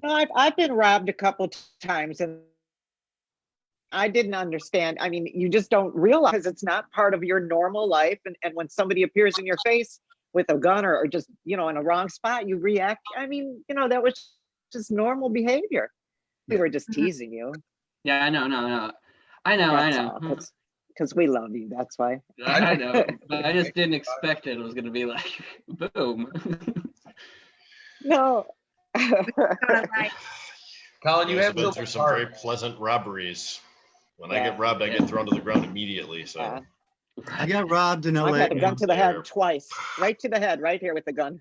2 times. Oh my God. Whoa. Yeah, one guy had a mask on. The other one didn't even bother. He was like, hey, Wow.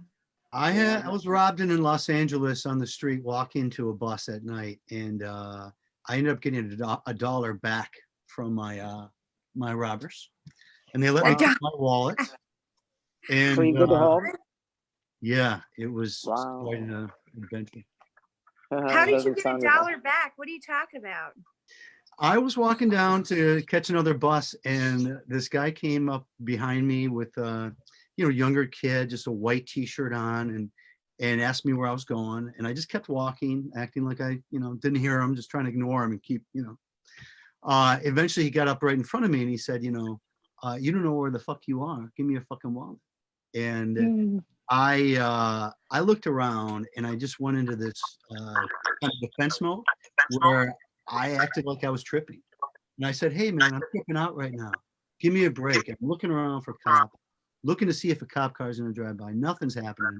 And another one of his friends comes by, and eventually I pull my wallet out to show me their gun, and I pull the money out, and I asked them, hey, if I give you my wallet, man, I got to get all new shit. And I was acting like I was just out of my mind, like tripping.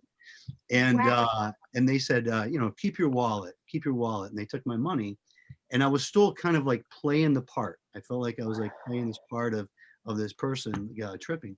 And I asked him for the $1 back, like just completely not knowing what's going on, like you, Colin, like you don't have your medical card. I'm like, hey, can I get $1 back? It was weird because like 10 minutes before, there was like a person who like walked in the back, and I was like, hey, like you don't have your medical card. And so I was just like in that like kind of same mind. It was muscle memory. Yeah. Once I got the $1, my knees like just like gave in, and I just felt what was happening. So yeah. It was nuts. Shit. Yeah. It's crazy. Wow. Crazy. Well, I'm gonna get out of here, guys. I'll see you. Wow. Way to Mic close drop. out the show, Jim. Leave us on a high note. Speaking of high notes. Yeah. No, my robbery stories are not nearly as pleasant. No, mine weren't funny either. Smashed in the head right off the bat. You're on the ground before you even know you're being robbed, and then all of a sudden there's a big knee in your back, and yeah, that's how they do it in Flint, man. That's multiple times for me. Wow. I was robbed in Westland twice. Amy, where's Zeta? At gunpoint. Hey, so I just talked to John, and he's definitely not coming on this week. But okay. For next week. We have a John's on an adventure. Is that what I'm hearing? Yes. No, I just not quite technologically up to snuff for today, but we'll get him there for next week. But we have his Cannapalooza video that we'll show it like when he's on.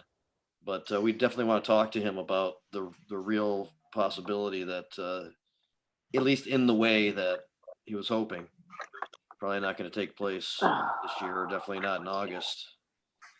I shouldn't say definitely. It just doesn't seem like we're headed to the ability to do large gatherings. Maybe not even this year. A friend of mine just got booked on at a comedy festival in Denver. Like she just got her acceptance from. It could be being done, in hopes that everything is ready to go, perhaps. Or, yeah. What was the date of that? Do you know, Shelly? When were they planning that? I feel like it was in June. Oh, wow. I don't know what's going on in Colorado, but I know for sure nothing like that is going to take place by June in Michigan. And at least not in the Tri-County area for sure. Yeah. The festivals that I was going to buy tickets for got canceled already. Yeah. Everything I had tickets for through I think mid-July has been canceled already. Mm-hmm. I hope that's, that we can do some stuff and that's not that strict. Yeah. If not, we'll survive. I mean, people have been through much worse shit than this. I was thinking about the other day, if y'all know what I'm talking about, Anne Frank, and like 9 people lived in a little 400 square foot for like 3 fucking years hiding from the Nazis. They survived it. People are going through this in much worse shape than us. We have internet, we have music, we have our TV, we have food, we have, our loved ones around us. There's people in India who are in little shacks with no food, and they're under quarantine with no internet. There's people all over the world in the same boat as us, but they don't have the cush life that we have here in America. It's like Senator Irwin was saying. So, we'll get through it. We will get through it. That's true. Yeah, Jeff brought that up yesterday too. Go ahead, Rick. Sorry. Well, the difference between, inconvenience, which is really what we're experiencing. None of us is going through a food loss, I don't believe. We're all eating. We're all still safe and healthy in our homes, and we have a roof over our head. the inconvenience we felt is really nothing compared to the life-changing, life-threatening scenario that a lot of people are facing. Yeah, and if there is food shortages, people are able to get money. I mean, True. you know, there's agencies in some countries, there's nothing available. I don't know how people are even going to survive. Seriously, people are going to starve. People don't have clean water in parts of the world. They can't wash their hands, you know? It's a trip. They said even in the United States, on the Navajo nations, I heard this on National Public Radio, it's embarrassing to be an American when you hear stories about how we treat the First Nation people. But a lot of, like 60% of Navajo homes, 40 or 60% don't have running water. Yep. How did we do that in the United States of America? Come on. That's who we are. It's fucked up. It's who we are. Well, institutionalized it's racism who is we part of used it. to be. It's not who we have to be going forward if we choose not to be. Once it's exposed like that, any support of it is unacceptable. I mean, that's I don't know. Here ridiculous. in America, it seems like once the crisis is over, it's back to business as usual, and people don't even give a fuck anymore until the next crisis pops up. Maybe this will be a changing event. We'll see. I think everybody's going to be different. I hope it's different for her. I don't know. We'll see. Well, we definitely need better leadership, and I'm not a fan of Joe Biden, but unfortunately, given the choices, I think that's kind of where I am at this point. That we got to get rid of Trump because his leadership has been dangerous and tragic. Yeah. I don't And like Joe third-party- Biden, but I don't think he's going to be that bad. Third-party support really cost Hillary Clinton the state of Michigan and perhaps other states too. Although I'm all for a more than two-party system, the immediacy of what we're facing here in 2020 just makes me not want to encourage people to go third-party and just to vote straight Dem. As far as that goes, we've got to have a wholesale change here. Well, like the difference between Hillary losing to Trump last time was like 10,000 votes, and it was mainly because some people a lot of people weren't interested in voting for the president. Even many people voted but left that one alone. Yeah, it's true. So, it's true. Yeah, I understand too. You know, I mean, I ended up voting for Hillary, but I wasn't a big fan of hers either at the time. But I thought that I'm not sure what Trump is going to do as far as attorney generals and stuff go. Hillary at least will be status quo, you know, that type of thing. But I mean, Trump's proven himself just to be dangerous. I'd almost like to be rebellious again and, you know, try something else under these circumstances because I don't like Joe at all. But Trump is so incredibly otherworldly fucked in the head that's where I am right now.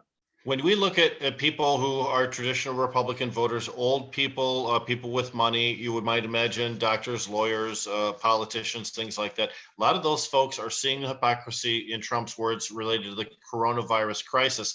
They're seeing how he said, we got this, we're all set, we don't need any preparation, we're already ready, and then automatically crumbling down to Obama screwed me over, and it's tied to the Jeffrey Epstein death. I don't know how, but when World Health you see Organization. Republican governors have traditionally not wanted to buck Trump because he's so powerful. But even during this crisis, Republican governors are saying, Because we don't people have the are stuff we need. dying. Because people are dying. This is where people finally draw the line, I guess, is people are dying, you know? Maybe maybe there's an appeal. Biden has an appeal to some of these Republicans who are you know, fed up with Trump and at least see him as at least establishment person to bring things back to status quo before trying to build Right. up Well, again. maybe they're thinking the same thing that you are, that, oh, he's not so bad and Trump is so bad, you know? So maybe you're right. Like some people will see it like that. I'm the not Trump candidate. That should be Joe Biden's pitch. Right. I'm not Trump. I'm the guy I'm who's anybody running, but Trump, right? and I'm not Trump. So go ahead, Jim. For President Trump to even like do the liberate Minnesota, liberate Michigan, liberate Virginia thing, is his way of just taking the distracting rather away from his incompetency and really making it. I know the governors in these states understand it, but the people in these states are now fighting this partisan divide against each other because of him. Right. He started it. And also, I want to take a minute to apologize to Evan because he is a well-known, huge Trump supporter, and he has to sit back and listen to us just slam him like that. So sorry about that. Sorry, Evan. You always have, this is the good thing about having a balanced, podcast. You know, so you have to. I'm joking. Yeah. I'm joking. Obviously, I'm not a Trump supporter. See, by any Jamie had me means. convinced, and I was like, "Oh shit, I'm No, gonna have to put him on my list." no, Dr. Evans set the record straight. He says, "Mm-mm." No, no. But it's listen. The thing what I see, which is interesting, is okay. Some of the people in our communities are thinking differently than what I would think is logical thinking of having so why is that an issue though? What are these people upset about, and why did people vote for Trump, and what kind of conversations are they having to come to the conclusion that this billionaire is good for me? Of course he's not. He's all about politics. Unfortunately, right now is in my opinion, all about money and cronyism and so we got duped again by lies. But how can we find the silver lining and address the concerns of our communities again, our fucking neighbors that go to Lansing and stop the traffic and create a bigger problem that it needs to be? Why are these people there? And again, is that the medical term for it? The fucking neighbors. Well, I think it's at the end of the day, though, they are, and I say that with all love and respect. Because at the end of so Evan, I think there's a bigger picture issue that we have here. It's unfortunate. Maybe not as specific, but our educational system here sucks. People don't graduate understanding logic or the importance of the scientific approach. As just a way of kind of thinking about things. And so also it's real easy. Energy, like understanding America is a gigantic, huge country that could probably be like 5 countries. And and if someone grew up identifying with being a Republican or being a Democrat, it's that feeling like the first time you come to Michigan and you say like, oh, you go to Michigan? I thought you went to Michigan State. And people have these like deeply held beliefs about Ohio State or Michigan, and they get really mad. They wouldn't even want to date. It's true. And, well, that's all true, but we're also like easily duped into believing. But I'm just saying, if someone's identity is wrapped up in being a Republican, right? And I'm from South Carolina, so. Well, you wouldn't have this divisive dichotomy. It'd be okay for somebody to take that angle and for somebody else to take a different angle, and you can get together and you can discuss things logically and kind of determine, it's courses not of that. action.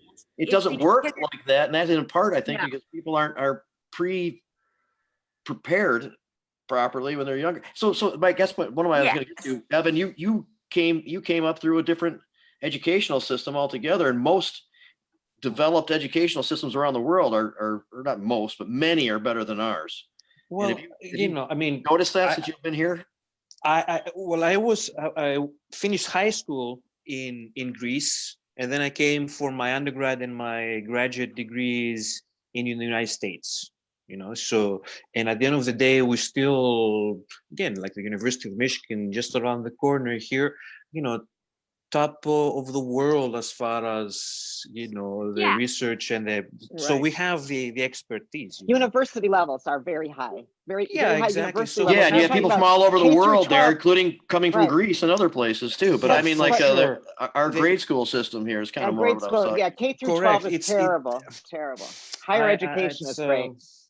Yeah, the one thing, again, the silver lining that I see is that, again, what we're doing right now with these types of conversations through the media and the platforms like, Facebook, potentially slowly and steadily, we can tease at that kind of cheap way, at that kind of idea and ideology that people have, and, change their minds. I know it's very difficult because of where you grew up. So for me, very simple kind of childhood, a lot of time outside in the sun and playing soccer and bicycling, things like that. So, but still, we can still engage, I think, in our, maybe not right now with what's going on, but hopefully people will start looking after this is over and re-engage and, you know, start to really talk about these things of what's important about, you know, to each of us and how we can fucking communicate now, like we're doing right now. And I don't know, it's just, it's difficult to go through, but, you know, and I'm talking to, you know, I think the cannabis is talking right now because I don't really know what I'm talking about, and I apologize about that. But You're feeling really happy and in tune with the world. It's you know, precious. no, it's again, I see it as an opportunity. You know, why is this happening, and why are people upset? And what you look at that, you look at in my opinion, again, why people are upset, and you address that. You know, Well, here's one thing to remember: this whole conversation, nothing takes place in isolation, right? This whole scenario is created against a backdrop of great distrust of government. People are not likely to believe things the government says, even when they're completely logical and correct. The drug war lied to us all the time. Our president is not truthful to us all the time. So anytime, even Dr. Fauci, even when he says things that are most factual and scientific and a logical mind can understand it, people still distrust, because he's standing on a podium where the government stands, and the government always lies to us. So this is really what we saw, the demonstration. This is fueled by the fact that people just don't believe what they're being told. And the government's earned that reputation, by the way. That's not something that people just got sour on. The government's consistently not been honest with us. Go back to Iran-Contra, go back to Watergate, go back to all of the different scandals that get a lot of media attention. It fuels one perception amongst Americans: government is shady as fuck. Yeah, it's true. Well, there's no question about that. And I feel the same way. And all of us who have been in cannabis reform for any amount of time, gets a little glimpse of how that Definitely works. is. But there's a way to kind of like feel a little assured that this pandemic is real and not being used as the basis for the government to use its powers to strip people of rights. And if people thought this through a little bit more and got there, we'd be better off. Agreed. Again, we're approaching this on a logical level, but most of the people that showed up to that rally were reacting out of an emotional response. And you cannot logic your way out of an emotional crisis. You can't. People feel wronged. They feel upset about the government for whatever reason. And then they showed up. It's one of the reasons why you saw all those ancillary groups showing up too. There was originally this first group that said, stay in your cars and don't get out. Then the gun guys came, and then the anti-abortion people came, and all of the conservative groups joined in on it to make a larger demonstration. But each one of them frustrated with the government, frustrated with the lack of action right now. So that fuels a lot of activism, whether we believe it's positive activism or whether we believe it's negative activism. The timing was just so rotten. Yeah. I mean, again, you know what? I have no issue with the protest. It's the form of protest under the circumstances. The timing is just terrible. Yeah, this type of protest at this time. I would have liked to see a outcry like this when we were talking about fix the damn roads. Remember, if we'd had bills before the legislature and we had 1,000 cars flooding the Capitol, stopping people from getting around, those legislators would have gotten the message. But there really wasn't that outcrying when we had that type of a scenario. It's really only when people perceive either their rights or their liberties being deprived that they their pocketbooks. Hey, many people brought up that so many people should have been going after Schneider in light of the tragic Flint debacle. Right. Exactly.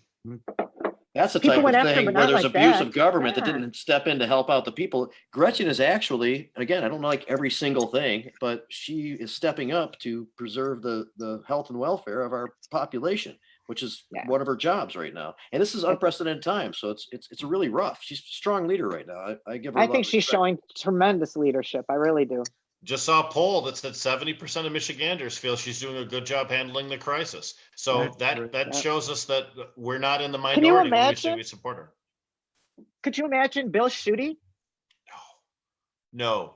Jacking up Trump, this is going on and all this other crap. Oh, hell. Some of those morons I would not feel would have preferred that for whatever their reasons might be. We have a Republican-controlled House and a Republican-controlled Senate. What did they just do? They just denied the governor's request to extend the quarantine period, the isolation period. She'll veto and do. They're the Go ahead. Schuettiites. They're the people that do exactly what we're just describing. So when we ask what would Schuette have done, we're seeing it on behalf of Shirky, who is the Senate Majority Leader. She will veto, and she's promised she'll veto. She will make sure that the people of Michigan are protected, and I trust her to do that.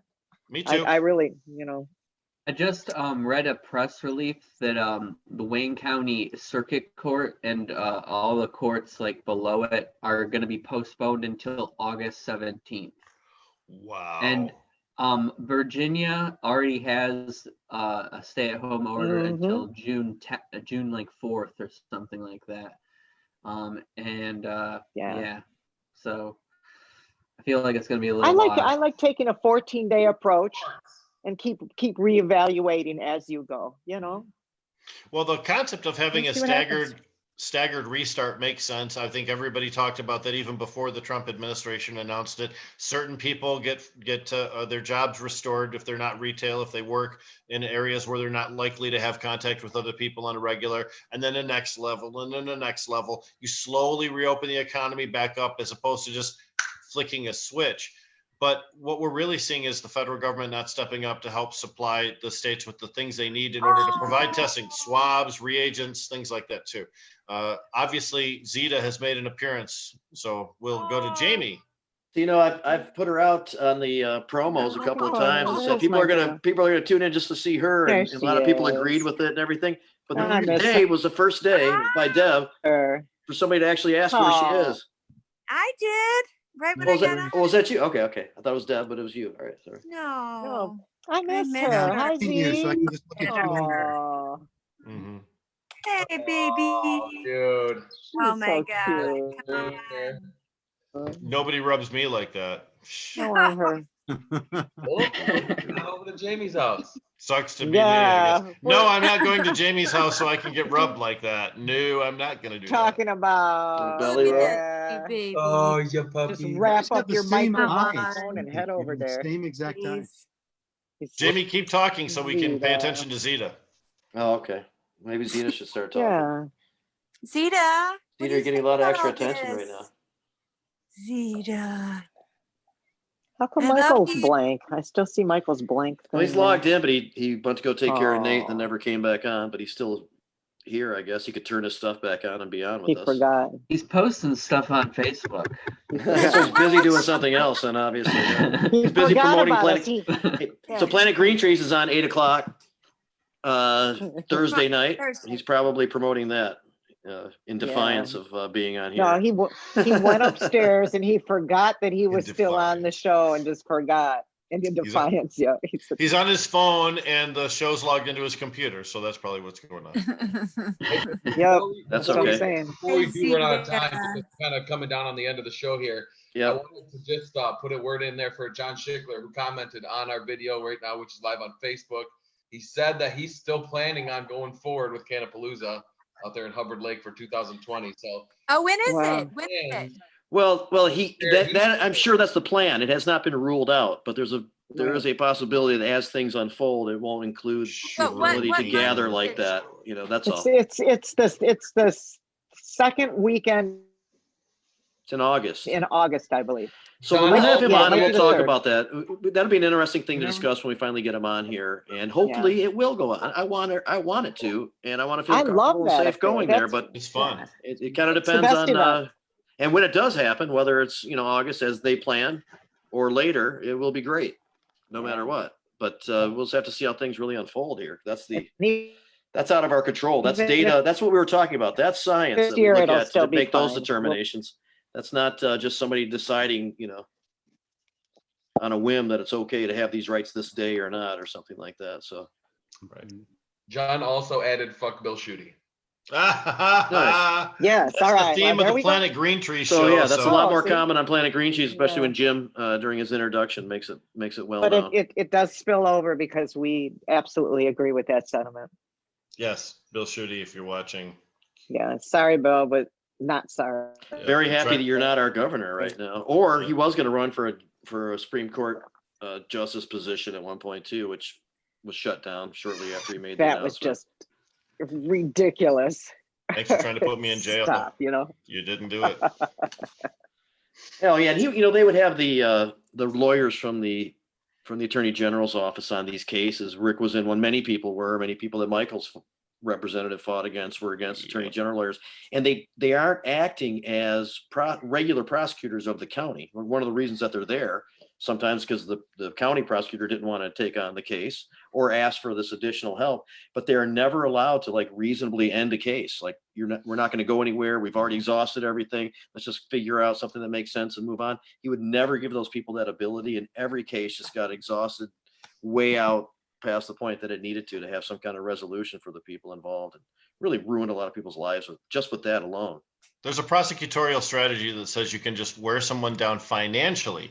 That not that it arrives at a more pure form of justice, but that you get a win, 2 thumbs up for the win, if you bankrupt somebody defending the fact that they're innocent. And especially when prosecutors de-emphasize information that could be exculpatory to the defendant. We've seen this time and time again. We've seen Michael Comorn and other attorneys complain that credible witnesses lie, police officers and other officials don't give honest testimony when drug cases are involved. They may feel like they're protecting society by putting somebody away who's a bad dude. But whenever you violate your oath of honesty, then you're just a bad dude yourself. Yep. Hey, I want to take 1 minute before we close out. We're going to in a couple minutes here. Ray, just want to check in with you, man. How have you been doing? And appreciate your presence on the show lately. Just want to check in with you and see how you're doing, and see if you want to give us a dick joke or something serious to close out with. Well, or both. I just got to say, it's been awesome, with you guys here, especially during all this stupid, crazy time of having to be home. I'm painting, listening to what everybody's saying, and as far as dick jokes are going, check out my cock. It's blue.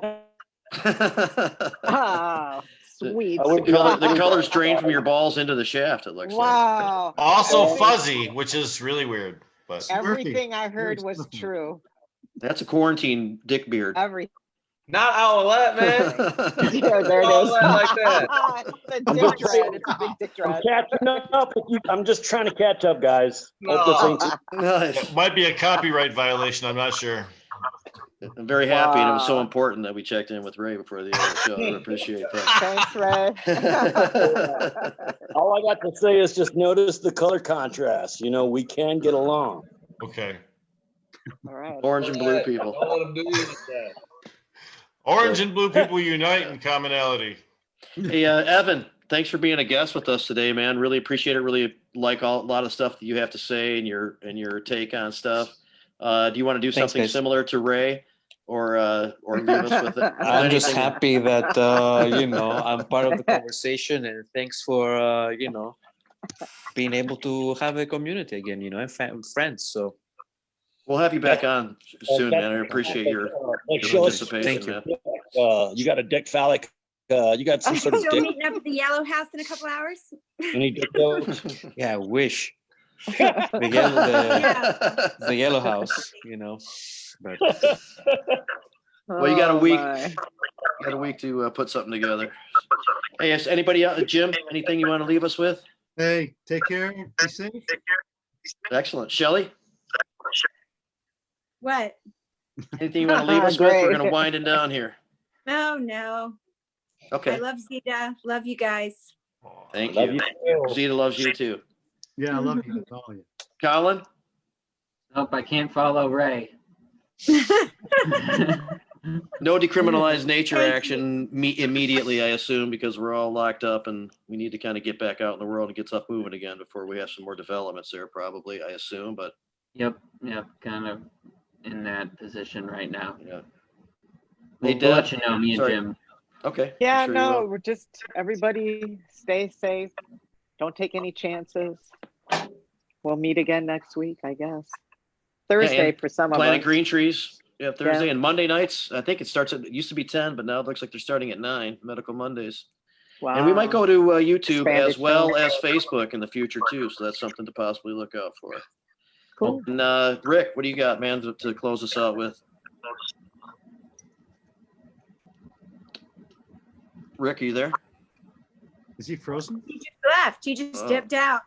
He just dipped on He just out. froze. He just froze on my screen. Wow. Normally, he takes advantage of an Hi, opportunity like this, and he hi. doesn't freeze. That's He that's must unusual. be He saw so the frustrated. he saw the that he He didn't want to compete. He went to go find something to compete with Ray with, apparently. Yeah, he couldn't compete against Ray, right?